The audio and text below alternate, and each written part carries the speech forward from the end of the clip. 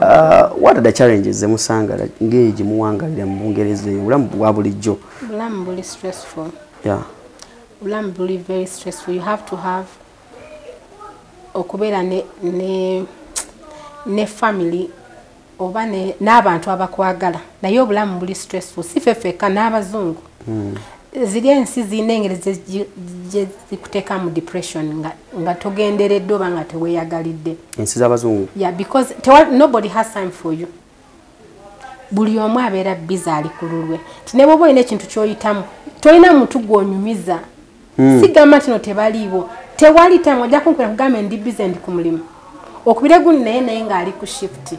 Wenkomerawo ntuuse waka ntandise kulabirira abaana biki obudde bugenze nange nkoye nga neebaka. So sigamba nti no naye nga ng'omuntu wane ekirungi ky'omu Africa you don't go through those things nti gwe divorce bw'oba oyagala kwogera n'omuntu ojja genda wali emakindye oba ojja ogende ku papaazi ogende wonna we bashutingira anything n'abantu bakwano bo bw'owangadde nabo ojja kunyuma ekiboozi olina ng'okkakkanya. Naye nze sigenda kuvuga mmotoka nzigye buwo bw'olwokuba nina ki stress njagala tukuba ekiboozi. First of all, you're not allowed to come to my house nga tongambye. Otya. Bino betugwa obugwe. Tewali kugwa. Nti mbadde mpisirako wano ng'ewamwe kampetewokko. Tekiri. Ayiwaani. Bungereza omutomala gamukyalya nga tomugambye. Tekiriyo kubanga omanyi oba ononsangayo. Ne bwe mba nga gyendi tekitegeeza nti nina obudde bwo. Osobola omulaba eri noga mbadde simanyi nti ajja. Si n'ekyo ndi busy. Maybe I want to rest. Maybe that's my only day to rest. Atojja tukube ekiboozi for 4 hours. Kati nze naawe muladde. Si mutima mubi. But gwe nkubira oŋŋambe nti mbadde nina bye njagala okwogera naawe. When are you available? Then nkugamba naye bino muvuga emmotoka ogera okulaba omuntu nga parkinga wali. Bale mutakola ne nga nziyemba bwe. No. Okay, kati wano mba neetereza. Kasita neetereza bwe nti ng'omanya. Tugenda kunyumyamuko emboozi ezimba eggwanga. Emboozi ezimba eggwanga mpozi mwambuuza yiriwa. Gye mba mugenda okulira mu mboozi gye mba ngenda okunyumya n'omuntu gwe mba mbaleetedde. Ku Celebrity Track Extra UG ogamba otya omulungi atulaba kansibe nti oli bulungi bitambula bitya. Uganda wano tugezaako kulaka nti tukwasaganya mu ngeri ey'enjawulo. N'abali mu diaspora nga mutulaba mwebala okuba nga mutulaba abasinziira mu season nazonna gye muwangaalira kyemukola kya maanyi nnyo. Olunaku olwaleero manyi guno omwezi ogwa Desemba January mwetusera okusinga n'abantu baffe abawangalira mu nsi ez'ebweru. Simanyi lwaki bakozesa ekigambo nti abasama. Kati bwe bagira mu Uganda January tuba tuli mu summer tuba tuli mu winter. Uganda sima tuba tulina winter. So tunywamuko n'abantu baffe ne tumanya obulamu bwe bawangalira. Nawe mu Uganda yeegomba ogenda kwebweru n'omanya awatuufu oyinza otandikira. N'olunaku olwaleero nina omukyala bangi muze muwulira muze mu followinga ebbanga lyonna bamumanyi naddala mu industry gye tuwangaliramu eya music n'endongo bamumanyi bulungi nnyo. Ku katebe olunaku olwaleero nina omukyala Mary Ngabire. Erinnya linzibwa okwogera. Is it Ngabire? Ngabire. Ingabire. Vuga Ekinyarwanda. Ekinyarwanda nkizi kiki. Womba mbuze kati olunaku olwaleero ndi Mary Ngabire. How are you, Mary? I'm good. Obulamu buli butya? Mwebale kunyirira. Happy New Year. Tuyingira 2025. Naye tusaba Mukama Katonda tuyambe gutambulire bulungi nnyo. Webale kulabika bulungi. Look good. Omanyi omuntu akugoberera ku mutimbagano. Ne wano wetutudde tewali njawulo. Waliwo okubanga ogoberera omuntu bya postinga n'omusanga nuga yono oba si yeye. Nabaddeko out on Friday. Abakyala ne bajja mu toilet okumbuuza ne baŋŋamba yeggwe you look the same banange you look the same. Nga baga tokyuka. Angamba we are your fans, we follow you on Facebook and stuff. Wow, that's good. Obulamu buli butya, Mary? Obulamu si bubi. Akanyiriro ko kakutta. Bwe bagamba nti obulungi bunnuma. Ndowooza. So today nine Mary Ngabire tugenda batu Ingabire. Yes. Ingabire kati manyi nange ndi amanyi fetwine yegamba nze ndi half Muganda, I'm half Mnyarwanda. So nange I'm half Mnyarwanda. Nice. Kiraba. Tukwataganye. Kakati nze ndi full Munyarwanda. Full Munyarwanda. Mzee Mnyarwanda, mama Munyarwanda. Tewali sitemai judge kati soko babuze ko mu Kinyarwanda bali. Muraho neza bashiti banje, muraho neza famille yanje, muraho neza bankunda meyerve. Mwaka mushamihire. Wow, that's good. Yeah. Kakati ndowooza nange nja babuuzaako mu Lunyarwanda masa. Mary, omuntu atulaba for the first time bisere bisinga batuleeta wana abantu okumyamu nabo emboozi ogenda oli olinga agamba devotion omukyala gwe waleese bambi yayogedde ebigambo ebituzaamu amaanyi oluusi ne tulyanga gatuwedde oluusi ne bagamba bino ne bagamba bino. Mary, ebbanga lyonna linakumanyira wali kuwa ne Uganda era industry ogimanyi bulungi eya Uganda naddala entertainment ogitegeera bulungi nnyo. Before nga tunabagenda Bungereza gyewangalira wana Uganda biki biwasinga okuteeka kwesira biwali okola nogamba kati kanyumbi ongereyo ngende Bungereza? Ojja kwewunya kubanga sibeerangako Uganda. Nafumbirwa munna Uganda. Yeah. Naye sibeerangako. Like kuwangaliramu kumala bbanga ddene? Nabeera nakulira nazalibwa Burundi. Yeah. Nenkulira Kenya. Nenkolera e Rwanda. Wazalibwa Burundi, n'okulira Kenya, n'okolera e Rwanda, n'ofumbirwawa. Nefumbirwa UK. N'ofumbirwa UK? Yeah. Oli ba Omungereza? Naam, yali munna Uganda. Kanti kyengamba. Wazalibwa Burundi, n'okulira Kenya, n'okolera e Rwanda, n'ofumbirwa munna Uganda. Yeah. E Bungereza. Yes. What a combination. Yeah. Naye nabeera koko wano katono, maybe 2 years. Ayo banga dene mu Uganda. Oba ofuuse mutuuze.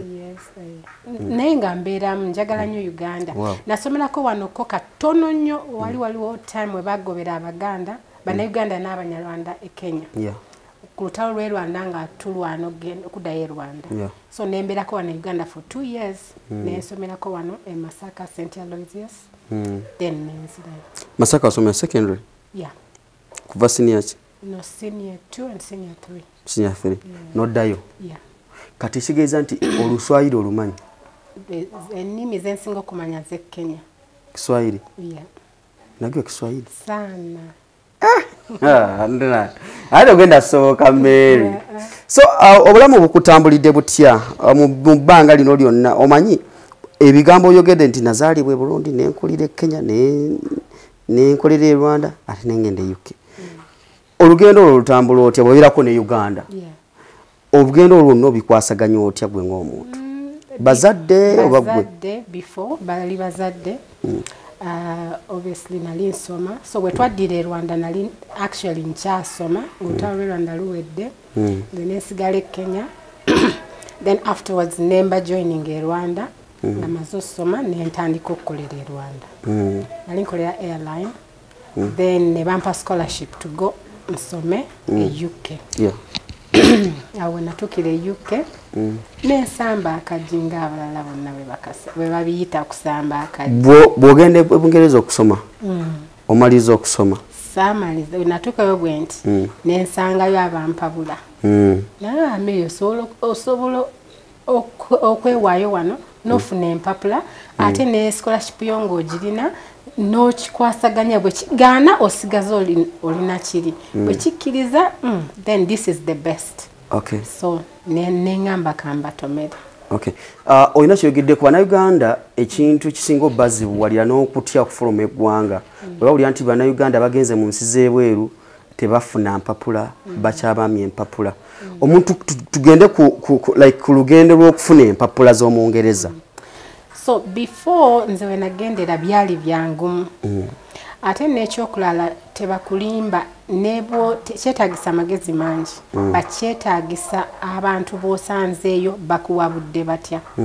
Kubanga abantu abasinga otuuka e Bulaaya ne bakuwa wrong information oba wrong advice. Mu kifo ky'okugamba nti genda onoonye empapula. Bo ne bakugamba gira okolako wano okolerako mpapula zange kola under the table empapula ojja zinoonya nze babysittingirako abaana nja kuwaayo bweziti olw'okuba batomanyi nnyo ogendera ku ekyo kyotambudde nakyo weesanga in the end ng'okoze ekikyamu era bakukutte tolina mpapula oli ku overstay ebintu ebityo naye singa wasanga abantu abalungi ne bakuadvisinga bulungi nga nze bwe bampa advice naye nakatuuka mu nsi ennaku 3 nangamba tekiriyo okusoma ojja kusoma tekuggwayo naye tusooka empapula so but kiri mu bannayuganda abantu beeyagaliza nti oli bw'aleeta omuntu we oba mukwano gwe najja mu kifo ky'omugamba ekituufu amugamba asooka okoleko wano nga bw'onyambako wano nga bw'osulako wano bintu bwe bityo naye nga the right thing to do nti omuntu bw'abanga eyo ye reason oba kyekimulese nga yazza inayo program mumuyambeko muleke mukozesa ate mulwisa okubanga buli lwolwawo ebintu bikyuka mu system so luli byali byankati bizibu naye babizibuwaza naffe tetuli basiru abaddugavu tuli bagezi nnyo kyovula omuwala bw'ati omunnayuganda abaddugavu tuli so bali bakola ebintu byabwe ne bakyusa lo ne bakyusa buli kimu naye naffe ate naffe ne tukyusaamu naffe engeri gye tubirumba so it depends kyensingira ddala ogamba abantu b'osanze be bakuwabula ne bakubula ekituufu oba ne bakwonoonera kubanga gwe batomanyi waliwo kyoyogedde kyenawulirako nti bw'obanga wakava eno n'ogenda mu nsi ezo n'otuukirewo omuntu gwe wagendawo omanyi osomye okoze bitya niba nakutuukiza ewuwe nagamba kati gira ombeererako ewaka gira onkolerako kyembadde nkugamba ekyo kisinzira n'omuntu gw'osanze omuntu gw'osanze yakuwabya oba yakubulira ekituufu so olina okuwuliriza naawe olina okunoonyereza nti bw'oba ogenza awantu ng'osazewo nti ngenze kusigalayo tandikirawo nga wakatuuka noonyereza nsigala ntya kigenda kitya bino sulako wano ennaku 3 wali mwezi nindiraako kansuke ngende Uganda nsigaliza ku baana awo bikulemye kubanga lunaku wabeerawo ekirala n'ekirala ne bakugamba genda obabysittingireko wali bajja kuwayo obusente gwoba olaba nti sente ze bakuwadde zimala kubanga oba ovudde Uganda ziba it's not even a quarter of sente singa oba oyise mu makubo amatuufu ze waalifunye ng'okola ogwo omulimu gwennyini so nze abantu mbakubiriza nti bw'oba ogenze genda kola research nga tonnagenda bw'otuukayo gwe lemera ku kiri nze njagala kwewaayo kati ontuusiza ku ky'okwewaayo weewaayo ogamba otya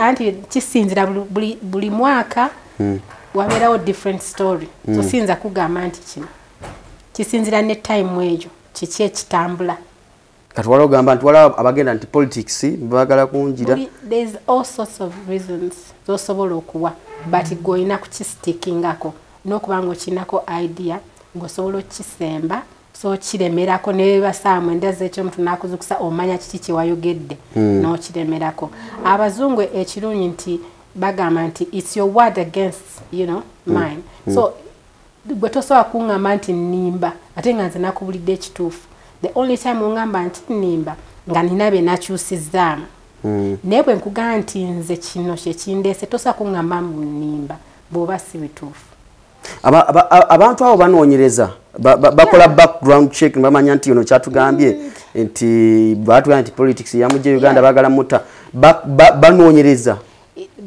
kisinzira ne keesi yo engeri gy'ogitandise bw'oleeta keesi yo n'ogiwanika waggulu nnyo ne weefula wa mutawaana nnyo nti goli wa kitalo nnyo then obawa reason to research about you naye gwe bw'ojja ng'oli calm no more reason then kubanga si gwe wekka there are millions of people every day ate bava mu nsi za njawulo yes so tebagenda kunoonyereza ku buli muntu yenna they don't have that tebalina it takes balina okukozesa sente nyingi okukola ezo investigations so bwebeera ne story yo ngeri okay don't exaggerate nothing then olemere ku ekyo wala kaseera wekatuuka ne bagamba nti Bungereza abanoonya obubuddamu beeyongedde obungi abamu baagala bazza baleeta Rwanda ndowooza wakiwulirako ekyo omuntu gwe yava Uganda ng'addukidde Bungereza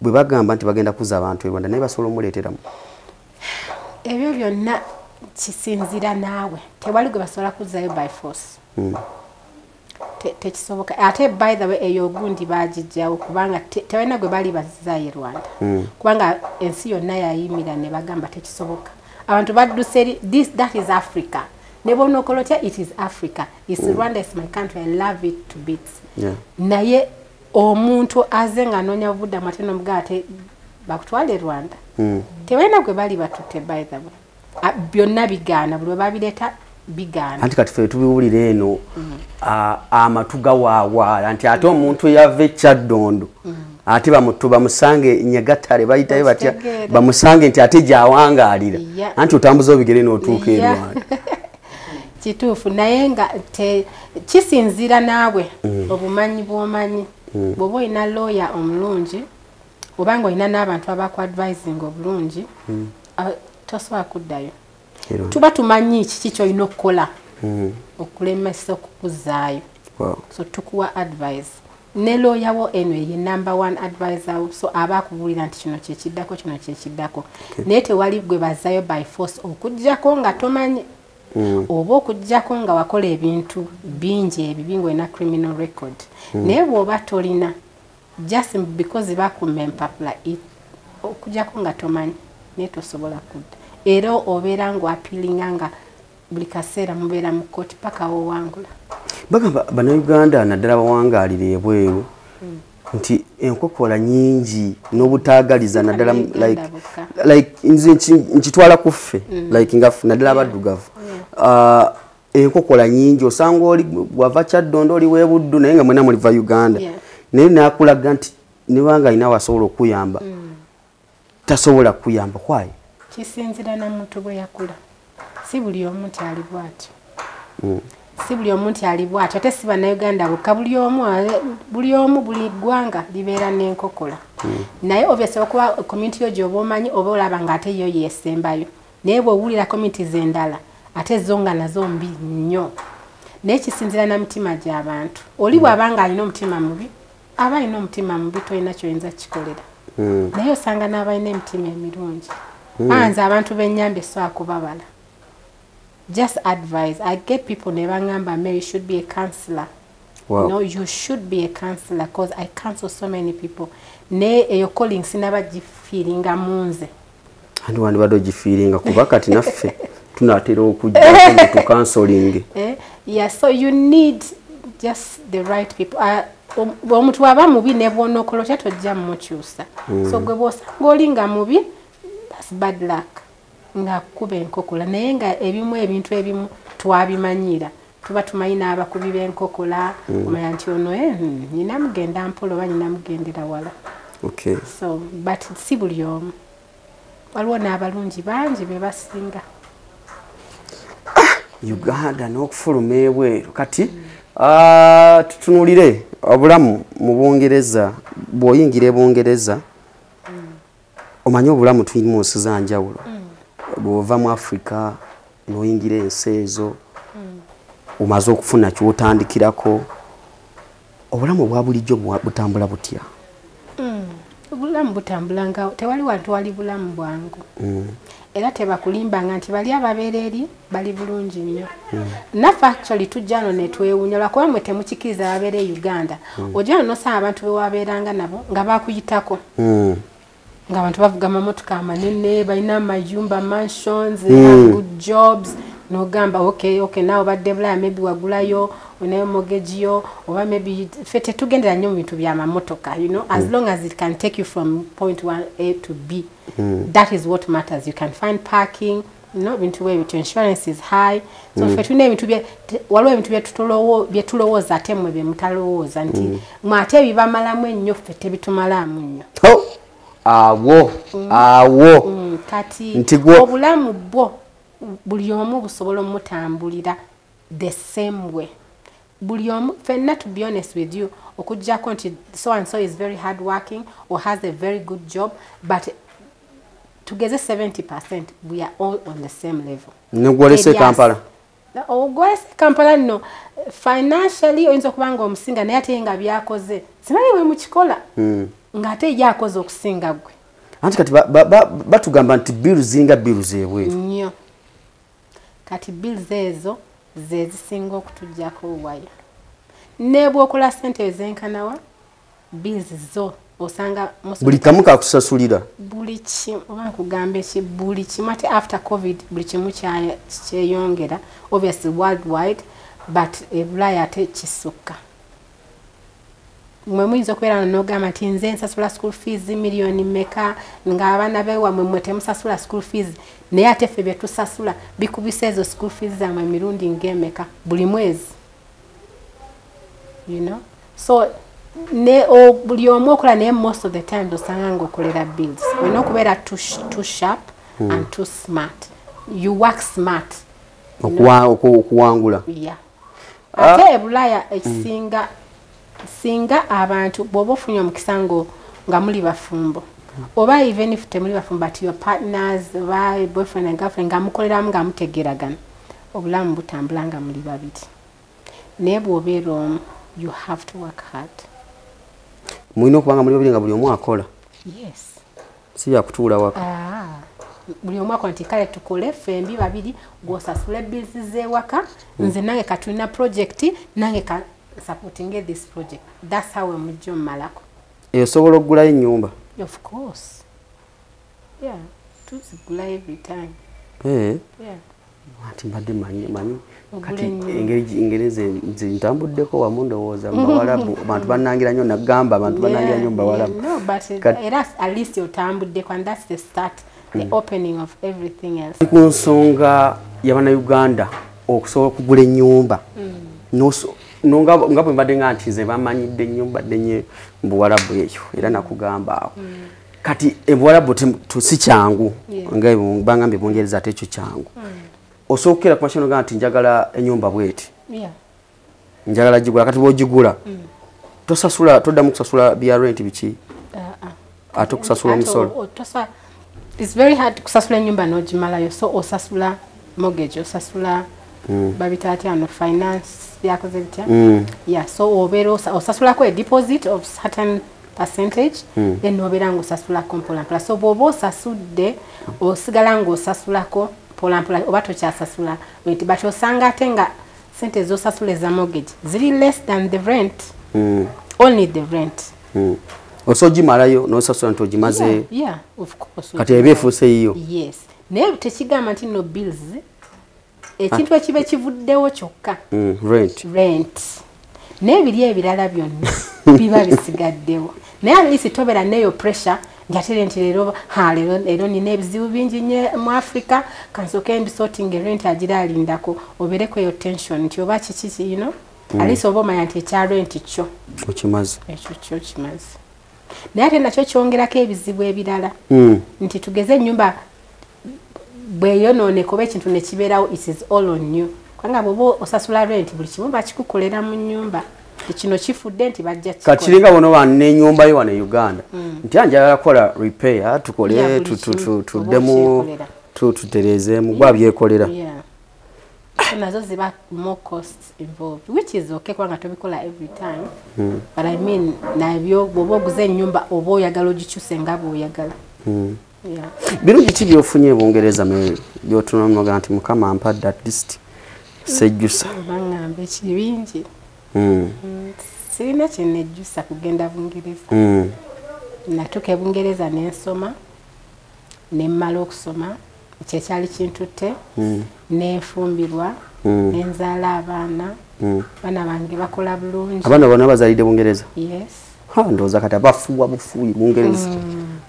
So you know baana bange baana balungi kuze bulungi nkola nina obulamu kyekisinga obukulu.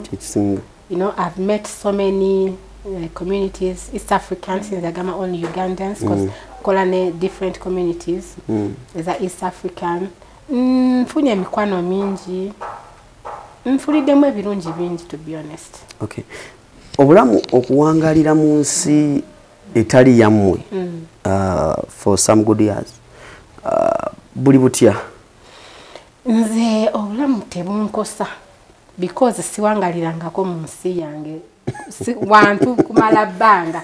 I think I was born a refugee. Yeah. Like moving from one country, I worked in South Africa, I worked in Burundi, I worked in Congo. Like, to be honest, nze simanyi na kubeera wantu wamu banga. Mampuliranga wansi. What was his okubeera ebbanga then? So far, UK. UK. Yeah. How long? Close to 18 years now. 80? Yeah, 18 years. Katonda wange. Myaka 18 ng'oli Bungereza? Yeah. Munaye togiraba nga gitambula bwe gityo. Yinza kubanga no, actually, my son is, yeah, 18 years. 18? Yeah. Ng'oli mu Bungereza? Wano waliwo ababa akagendayo emyaka 2 ne batufuukira ekizibu ne batandika otulire ye n'omwaka nga tebana kuggwa n'atandika obbanyumiza Bungereza. Munnange kubanga oba waakalaba naye time comes kati nze ebbanga lyenkulabidde omanyi kati gwe ne waliwo bemmanyi wano n'amala agendayo nabeera ebbanga nga myaka nga 5 abatagambwako. Munange tekikola wano kaba kasigiri na excitement bichi ne after 2 years or 3 you get used to become normal. Bwale ebera excitement muntu yenna kino genzeko kubeera ya buli muntu yenna naye time tuka no coming down kubanga you're all the same toina kyosinza abalala kati oba weewanira ki.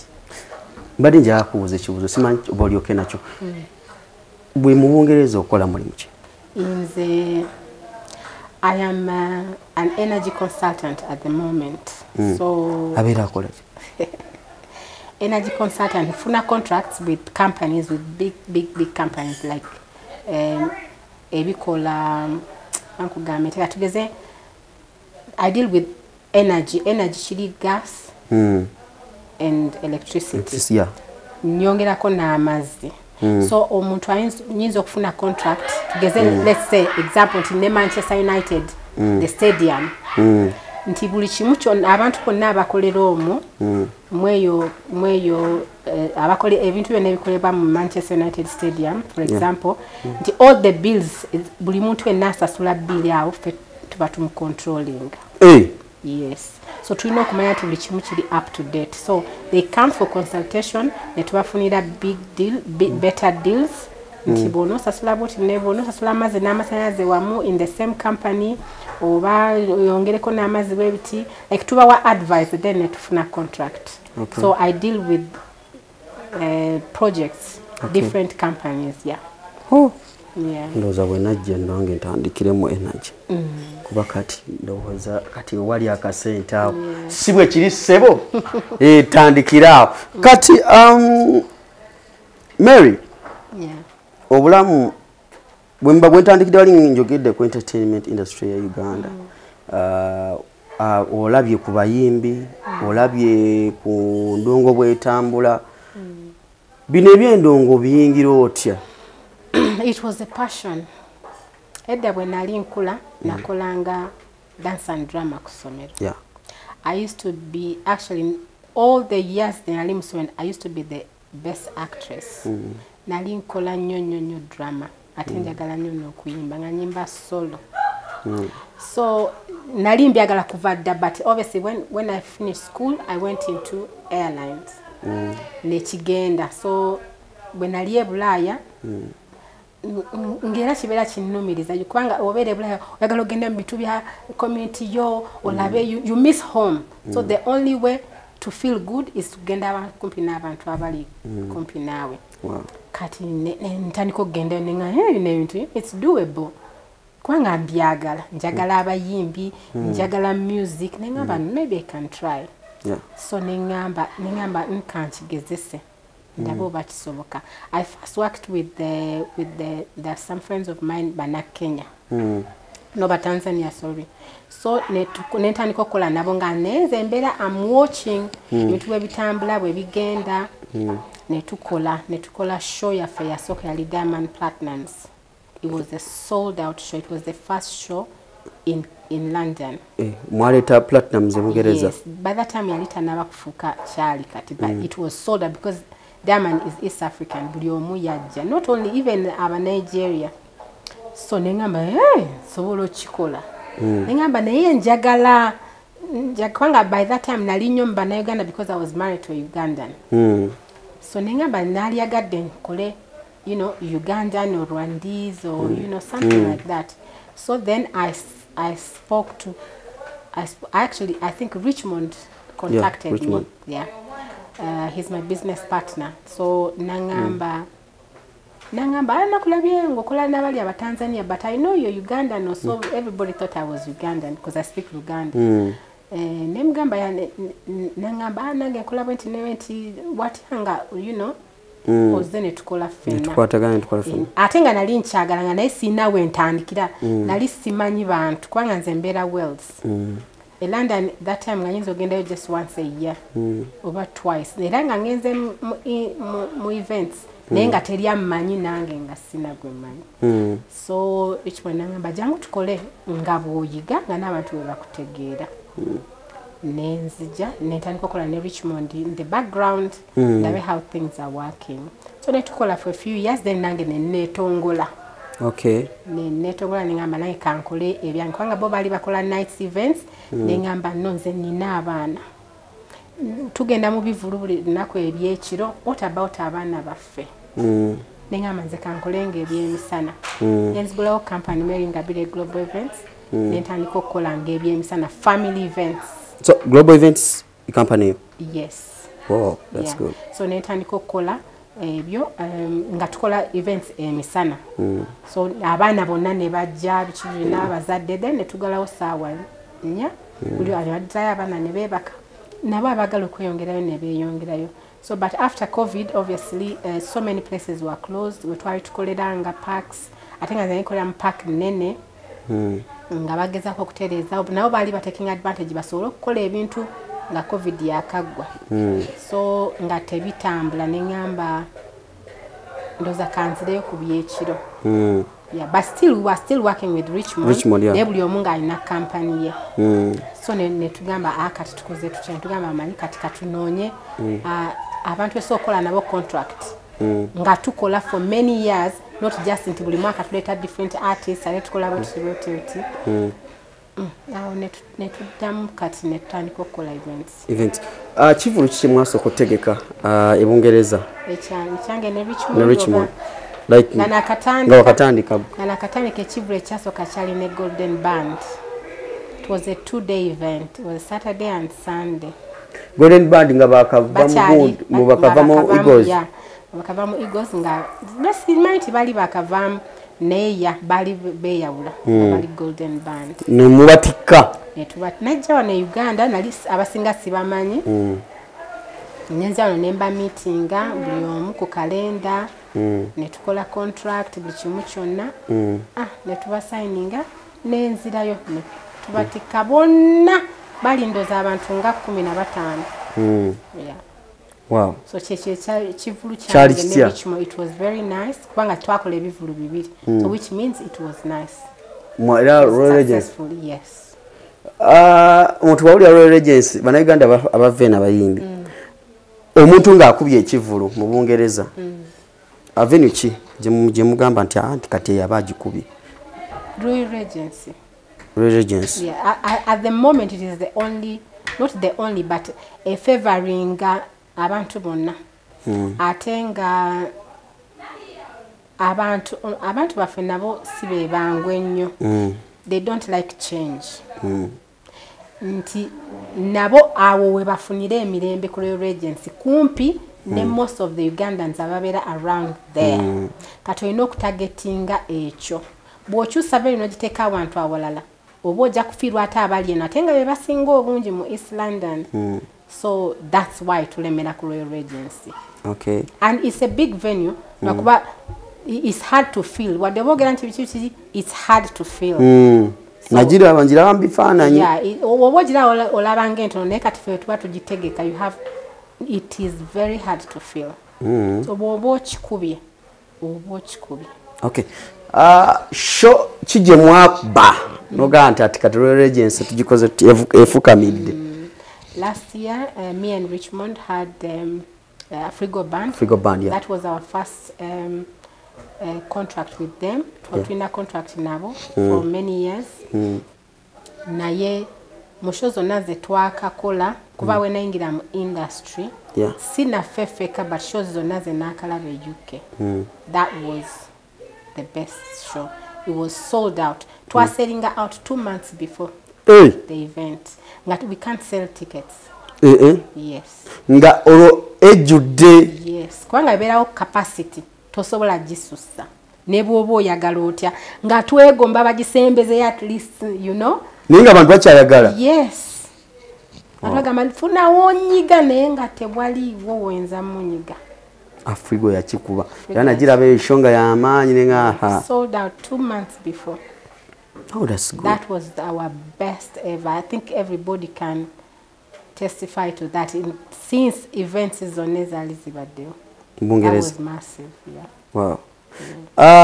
Omwaka guno mu Feb inakulomeza 22 tuyina Rema Namakula ne Misa Kisemakula abolugava babiri ne Virota ne Titus Vibes. Era nze nchiwa manyi wana Uganda olu muntu gwowulira ntibamutadde ku poster nogamba Misa ne Rema. Yeah, it's a good combination. Bali ku venue. Yeah. Very good combination. Mary Ngabire Global Events ne Richmond Promotions. Mwe mutegese. Kati twagala omuntu omusigire ekifaananyi. Enteekateeka ziri zitya omwaka guno. Jukule mwezi tujabera mwezi gwa love February. Yeah, so ziriwe ennaku z'omwezi nga 22 Feb. Yeah. Enteekateeka this time egenda kubeera yanjawulo because it is a love edition. Usually abantu bakola ebintu naye nga tewali that sign of love. Ne first of all fe twakendezeza sente kubanga twagala to give back to the community. We want everybody to be able to attend. Twataddewo ne dress code abantu bagala nnyo ekintu ekiri a bit different. You know omuntu akole that effort agule black over red, you know anyume. Then tuteekako nti the best dressed couple tujja bawa treat. Tujja kubeerawo ne bajudge that night. So baja picking at the 2 best couples. Tujja bawa treat a weekend away in a 5-star hotel. Nga buli kimu kiri paid for. Nga bo kye batwala tulo na love. Okay. Yeah. So we are going to make it very different. Saya kubyogera tugenda kola but by expecting it it's going to be different from all other shows. And the same with the Frigo Band. We have it in 23rd of September. Okay. It's going to be the Golden Jubilee. So bagenda kubera this time nabo bagenda kulaba ekyenja. Agala ticket ya booking nga bukyali no kululu. Munange tickets za fenaku zino it is first come first serve era zigwawo mangu. Already as a February we are halfway through. Era manye ekibadde kizisibye kubanga ntu bonna abali mu holiday. Okay. Kati nga holiday bwewedde next week manye tugenda kubeera very soon tujja kubeera sold out. Tickets ziri ku sente meka? Ticket ziri ku pound ya 5 standard then £60 VIP. Okay. Yeah, normally zibeera higher than that but twasazeewo tukikendeze abantu bonna bajje banyumirwe. Mary kino kankikubuuze. Bannayuganda beebuuza.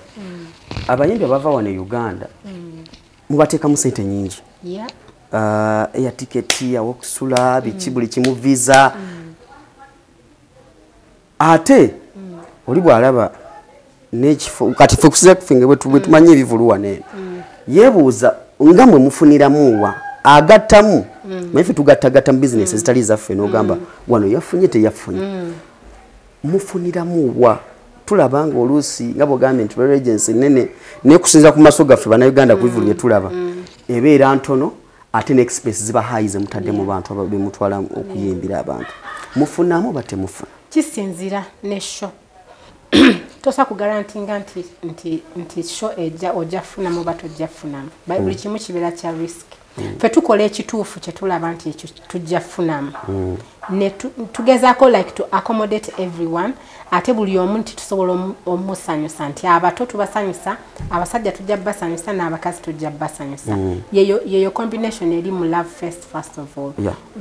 Love edition nti kuliko abakyala bajja kulaba research most of the times. abaami bajja kujja kulaba Rema sibayi bwe kikola bwe naye n'abakyala abasinga baagala Rema abato bajja kulaba Virota era abantu b'omu East bonna bagenda kujja kulaba Titus.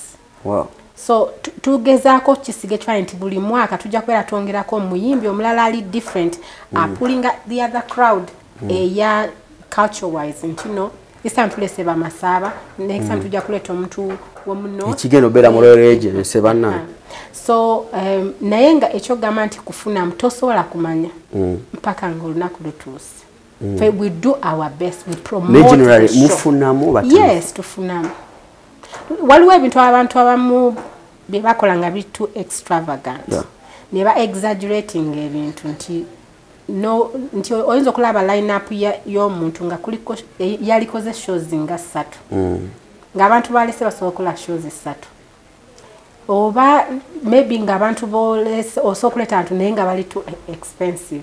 So it is entirely up to you to sit down and calculate nti oyitawo nti nze bwe neewa minimum y'abantu tugeze minimum bwe mafunya abantu 8 nembalamu abantu bendeese nti bwe ntunda tickets 8 nabana abantu bendeese bengenda okusasulira work permit, visa, accommodation, flight ticket and everything nti mbafunamu nti abantu 8 bwe bajja nja kufunamu bwe mba ndaba nga sijja kufunamu then there's no reason for me to work. Okay. But some people just do it for fun. They do events for fun. It doesn't matter whether they gain from it or they don't. But if we have a passion for it. Okay. Era tubala nnyo. That's why tufuna olumu obuzibu n'abayimbi ne ba managers.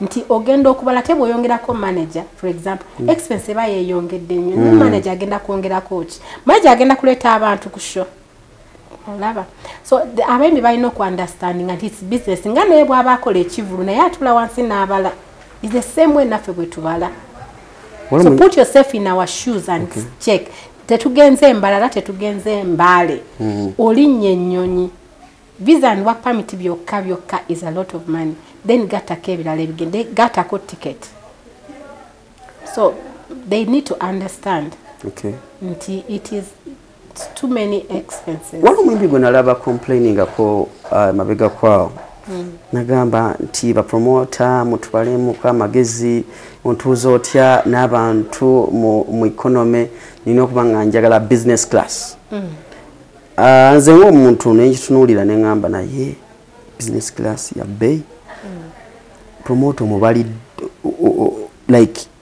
omubaliddewa mu mbeera efaananidde awo okulabika nti naye agenda kufuna mu kintu kino anti ekyo kyenkugambye balina okweputira into our shoes nabo ne baga nti singa kibadde kivulu kyange nalikoze bwe nti ate nekyo kyogamba nti business class nti omuntu nze tosobola kuŋŋamba from the start nga tusigninga contract nonga nti business class nenkugamba nti yes then in the end nenkyusamu nekugamba nti no which means bw'oba agendedde mu economic class that's the contract you signed you know wasigninga netugamba economic class full stop that is what is on your contract don't expect then afterwards olunaku lutuuse ate gweyagala okuneefulira mbuno oyagala business class bw'oba ojagala no problem nze ngamba nti ku sente zange ezasigalayo jjako sente ojjuze business class kuzibadde ogenda okumpa ku economy I'll do it happily with a good heart obviously mba sina kyenfiirwa naye nange nina okubala nti kijja oba tekijja yeah okay tukyali ne Mary Ngabire tunyumyamu like business nyingi ezikolebwa e Bungereza mukola emirimu egy'enjawulo Mary what are the challenges emusanga ng'egi muwangalira mu Bungereza obulamu bwa bulijjo obulamu buli stressful yeah obulamu buli very stressful you have to have okubeera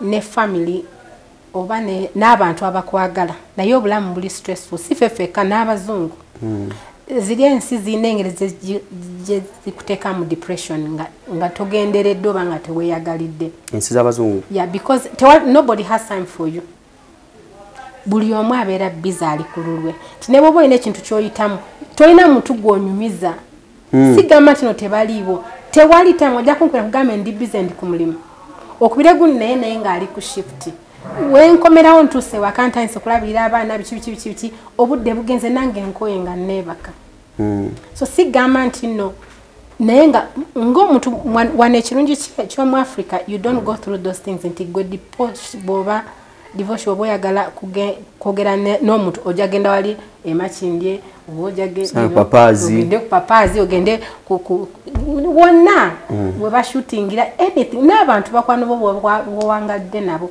ojja kulima ekiboozi owulire ng'okkakkanya naye nze sigenda kuvuga mmotoka nzigye bubo bw'olwokuba nina ki stress njagala tukuba ekiboozi first of all you're not allowed to come to my house nga tongambye otya bino betugwa obugwi tewali kugwa nti mbadde mpisirako wano ng'ewamwe kampeteokko tekiri ayiwaani Bungereza omutomalaga mukyali nga tomugambye tekiriyo kubanga omanyi oba ononsangayo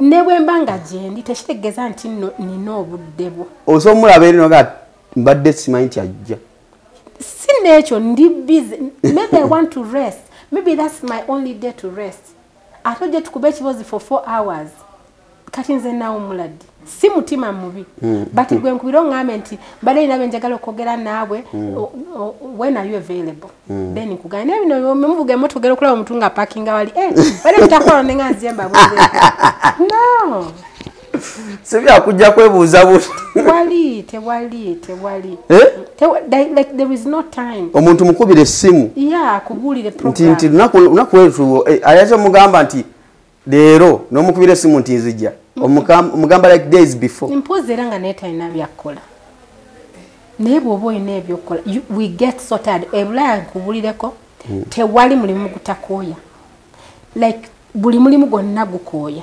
ate nga tebakukozesa nti n'omuntu akuyimiddeko agulu nti gwe nileta kino obulire gwe weekozesa weka ku mutima gwoyo conscious like omanya nti I have to do my job si kuyimirako kubuuza why didn't you do this ogwo ogenze ogenze kwali mu kibala lunch time onyweddeyo kibiya oliddeyo emmere okomye otulo tukuta otudde wali mu ntebe ogaddeyo office yo osumagidde namu people do it here you can't obulamu busobola okunyiga kati obulamu bwe bukunyiga awo wewabeera n'obuzibu ate abantu they don't trust other people yinza okuba nga nina embeera gyembeeramu gyempitamu naye nga ngamba bwe naagamba gundi agenda kulaalaasa ebintu byange agenda kubyogera kati kanfe nabyo nosanga oli nti akutuse bukutuse nze ndaba abantu ku Facebook I contact so many people nga ndabye ku Facebook nze so okusoma post y'omuntu nga simumanyi nene employer omutima nga gunnumiriza ne ngamba oyo omuntu in a few days oba years ayinza okukola ekibi conscious yange nebeera nga ennumiriza ng'omuntu mulaba abantu basinga bo bamanyi naye nze sibamanyi naye kubanga abamu banfollowinga mba ndaba nenda posti z'abantu omukinkakatako n'empulira nga omutima gunzita nga gunnumiriza ne contacting oyo omuntu ombuzi waayo oli kuki netunyumyamu ne mugamba you going through something and so many people that have contacted baba going through something naye olwokuba talina muntu gwabinyuza n'abikubawo wali ku Facebook like omanyi ng'ekintu bw'oleekana some people will scream n'owulira kati ye n'akiteeka wali abantu bagambe oh sorry to make you feel better because they don't have people to speak to ate ffe ebintu bye tuyitamu bwe muba temubitegeera sijja kuba wano ntandika okugamba divorce omanyi you will not understand so ate wali nga naawe olaba tolina muntu so a lot of challenges kyova olaba omuntu w'Ebungereza oba omuusiza ebweru wakukubira essimu aba ayagala amala essaawa nga 2 nga mwogera ebyo ebintu mubitugamba nnyo ne mugamba tubeera ku free wifi bannaayo omuntu w'Ebungereza akukubira essimu kati oyo muntu olaba abakubira n'otuuka n'okwebaka naye nze kati nagenda nkitegeera bye mutugamba nti bannaayo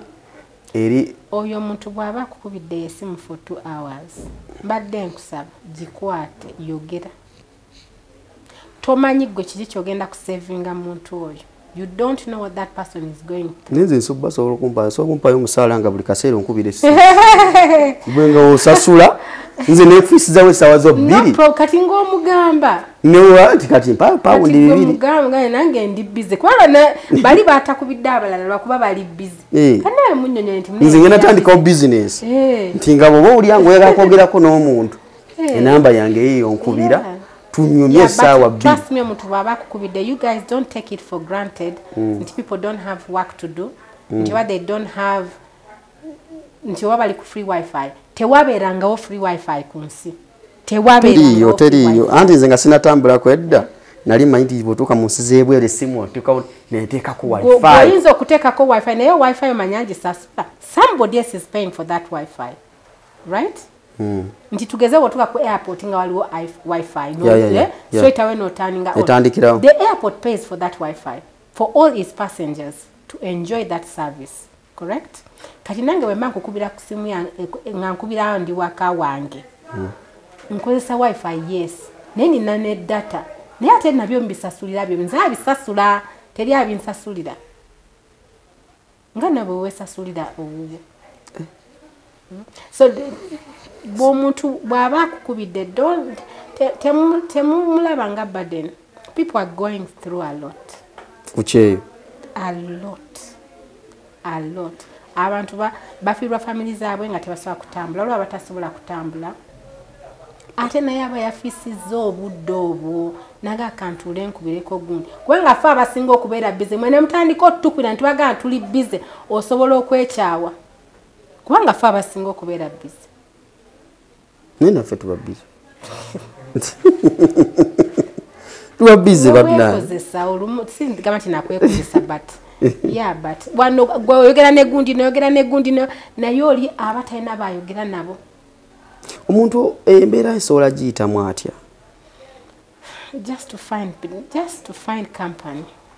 Bw'otuuka mu nsi ezo mu byonna wangamba nti bw'otuuka mu nsi ekisooka kubeera mukwano gwo bw'oba mu katuliki nga ffe funa bayibuli bw'oba mu busiraamu funa koraniyo n'ekirala essimu ne data ne bagita map Google map. Ebisooka binyweze. Essimu ye best friend bo. Kubanga si buli omuntu asaba. Si buli omuntu asobola okusoma Bible. It takes a lot of courage for you to spare time. No go and let me go into my word kasome Bible. Oyo omuntu abeera amanyi Katonda.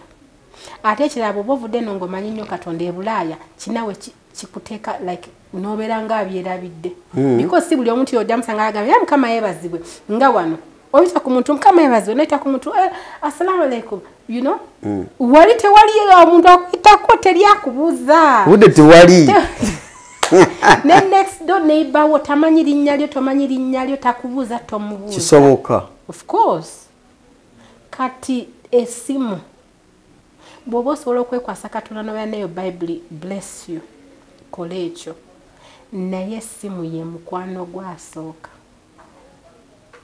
Si just empty phone obviously nga kuliko internet. That is your best friend. Essimu. Ebisigadde biriwo naye essimu. Kubanga abantu tojja bafuna nga bw'oyagala naye essimu ekutwaliriza obudde. N'okeberako n'okola biki n'onoonya ebintu ebisobola okukusanyusa. Naye bw'onoogenda nti weesibye ku bantu awo kikulemye. Genda ne mentality I'm going to work whatever you're going to do it with one heart, give it time. Eyo gy'ogenda okola gyo funa emikwano. Funa emikwano, it's very important. Funa emikwano. It doesn't have to be your community mikwano. Nefuna emikwano. Omuntu gw'otrust nga goso ogamba buli kintu kyonna ekyekisiru ekirimu amagezi kyotaswa actually funa omuntu ali mu different community kubanga ojja kubeera togamba nti gundi ajja kunjogerako ewa gundi. Funa emikwano. Naye wali abalina eŋŋambo. Eŋŋambo gye kyogamba Bannayuganda basoosera oluganyu balugye Chad ne balutwala Bungereza. Ne lwetolola ne lugenda ne US olusanga bulamu nga lwenjeera. Olugambo. Nga yava Uganda n'olugambo lwe. Some people have time. Not everybody works. Some people decide not to work. Basiba kuzitikiti okola ivu.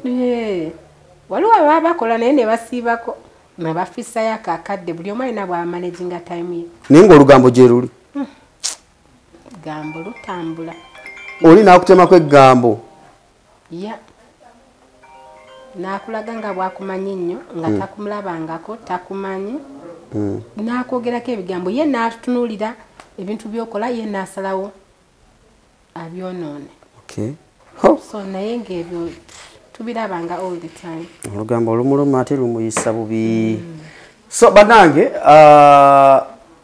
abatambudde naffe okutuuka wano wetuli tubadde tunyumyamu ne Mary Ngabire kabadde kaseera kalungi nnyo okumitinga manyi biseera bisinga tubadde tuwogerera ku simu and ndi musanyufu nnyo okumitinga Raila tukwagala nnyo nze ne Richmond ni mwana mulungi nnyo twesunga okulabako one day Mbungereza very soon maybe nsaba Mukama Katonda Mukama Katonda Mukama ndaawite mu kamera wano ndabe nange nyingire kwe Bungereza kati ezine emboozi zinyumyeko nga ndi eri nga ndibeera biddeko kati buno budde mbeera mu kimusama mu winter kati kigeza mba nyingira mbi jacket nnyo wali omuzira muzira gugwa nasobola kati njagala nze kate mwenyewe nzinzanyireko muzira nze bwe nali nakajebula that's the first thing I wanted to see muzira naye ate nze salaba na muzira gwe UK kubanga UK tewagwa muzira nnyo nze nagulumba gye bayita Finland gikiriwa kiri mu Scandinavia kiri kumpi ne Sweden Sweden kati muzira gwabwe kati kwanga bakola sports z'omuzira so kiriba obeera omanyi nga bwe okuba ekifaananyi nti oba mu ggulu oba nti wafaanana bwe wati weeru bwe wati ozuka ku makya nga buli kimu kyeru like emiti gikutta omuzira buli kimu kyeru nga it looks so beautiful yeah kati ndowooza nange njagenda Finland usually waffe omuzira tegugwa nnyo nga ensi endala n'ensi nga Russia, ezo Scandinavian countries, some parts of the US, Canada. Yeah. Muzira gugwa. Naye UK tegugwa nnyo kiri awo. Naye obunyogovu gye buli. Yeah. Naye waliwo abatusingira. Kati era kati bwe n'abanzi nze kati kesimbudde bwenti ensi yonna nno gitambulako paka Scandinavia. Amin.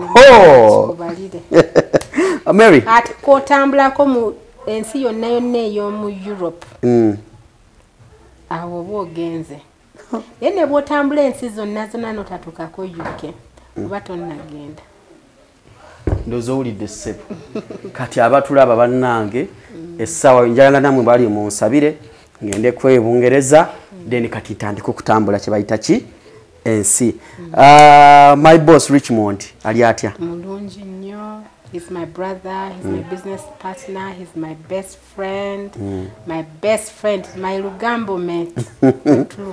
Ekigambo kikulukutira. So we talk almost 20 times a day. Okay, that's good. So he is my best friend. Wow. Muntu mulungi nnyo, muntu mulamu. Abamutegeera bamutegeera, abatamutegeera batebajja mutegeera. Wow. But he's such a humble man, very down to earth, very good man, good man, very accommodating. Okay. So yeah, akwagala nnyo ne yantumye nkubuuze nkutumire. My boss. Akwagala nnyo tusima byonna by'otukolera. Amina zange. Waka surprise nga Afrika ekomawo saawe weyanziza. Naga kangende malirizo omulimu gwe natandika. Nawe naffe tujja ku revenginga.